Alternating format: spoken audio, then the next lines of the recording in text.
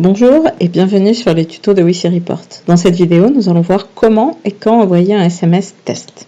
Si vous avez besoin d'envoyer un SMS test, cela signifie que vous avez déjà créé le compte de l'utilisateur, vous l'avez paramétré et vous êtes en train de lui expliquer le fonctionnement du suivi qui va être mis en place. Il est nécessaire que l'utilisateur ait son téléphone avec lui pour cette manipulation. Pour retrouver cette fonctionnalité, vous devez vous rendre sur votre tableau de bord, comme ici, puis sur le profil de l'utilisateur concerné, ici le profil de Manon. Le profil n'a pas besoin d'être actif pour réaliser cette démonstration. Vous pouvez tout à fait le faire lorsque le profil est en pause.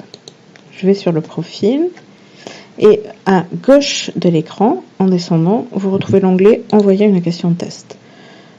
La boîte de dialogue me demande de confirmer ce que je fais. Presque instantanément, l'utilisateur doit recevoir un SMS au numéro que vous avez enregistré dans son profil. Il peut arriver qu'il y ait un peu de décalage du fait des serveurs. Si jamais vous êtes dans cette situation et que le SMS n'arrive pas, vous pouvez tout d'abord commencer par vérifier que vous avez renseigné le bon numéro et renouveler cette opération. Si le problème persiste, après plusieurs tentatives, vous devrez attendre et différer, mais cela reste assez rare. Alors, voici le SMS que doit recevoir l'utilisateur.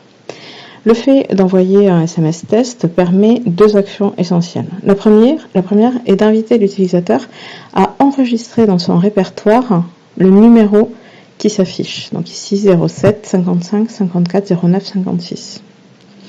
En effet, tous les messages seront envoyés avec ce numéro-là, le même numéro que le SMS test. Du coup, en l'enregistrant avec le nom qui lui convient, ou bien WiCiReport, ou le nom de l'association, ou encore autre chose que vous aurez convenu ensemble, cela lui permettra d'identifier la provenance des questions.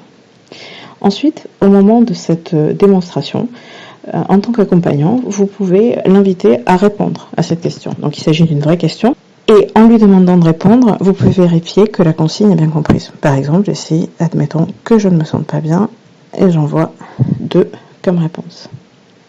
Si l'utilisateur répond autre chose qu'un des chiffres qui est attendu, vous pouvez renouveler l'explication en insistant sur le fait qu'il doit choisir une réponse et taper son chiffre.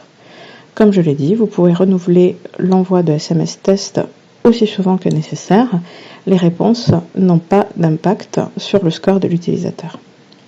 Voilà pour la présentation de cette fonctionnalité. Si vous avez aimé cette vidéo, n'hésitez pas à liker et à vous abonner pour être informé de notre actualité.